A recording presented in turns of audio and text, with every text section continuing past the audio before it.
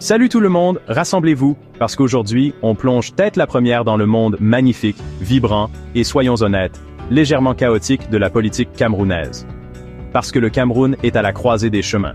Une croisée des chemins avec, genre, 20 chemins différents, et personne ne s'accorde sur lequel prendre. Voyez-vous, en 2025, le Cameroun fait face à de sérieux défis. On parle d'une potentielle tempête parfaite d'instabilité politique, d'incertitude économique et assez de tensions sociales pour faire rougir un producteur de télé-réalité. Mais bon, ce n'est pas la fin du monde. Parce que, soyons réalistes, le Cameroun mérite mieux. Alors, attachez vos ceintures, préparez-vous à rire, à être surpris, et peut-être même à quelques moments de stupéfaction, alors que nous décortiquons le monde sauvage de la politique camerounaise. Bon, parlons du sujet qui fâche, ou devrais-je dire, du lion dans la pièce. Parce que les choses au Cameroun pourraient très vite mal tourner. On parle d'une guerre civile à grande échelle, d'un effondrement économique, la totale. Imaginez un pays déjà aux prises avec une crise anglophone, des troubles sociaux latents, et beaucoup d'interrogations sur qui dirigera ensuite. Maintenant, ajoutez une pincée d'élections contestées, un soupçon de difficultés économiques, et vous obtenez une recette pour un désastre. On parle de défaut de paiement de la dette, les amis. Et le pire, ce n'est pas juste une possibilité, c'est une menace bien réelle. Vous savez ce qu'on dit, il ne faut pas s'inquiéter pour des broutilles.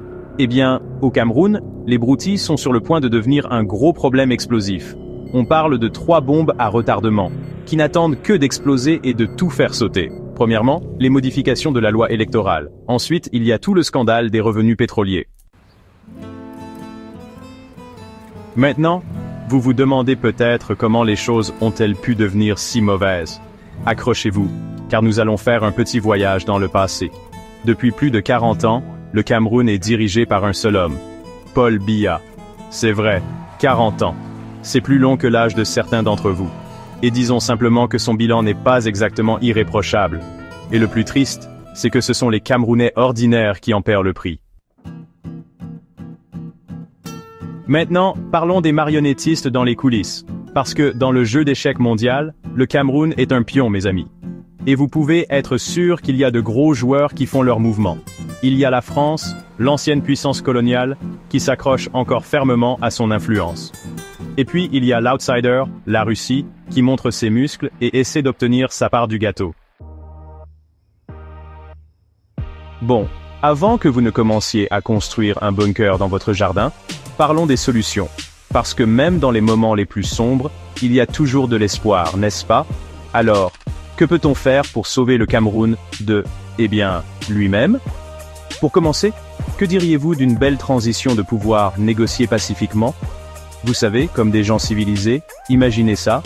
Ensuite, il y a l'idée d'un gouvernement d'union nationale, où chacun a sa place à la table. Ça paraît fou, je sais, mais bon, on peut rêver, non? Voilà les amis, l'état du Cameroun en 2025.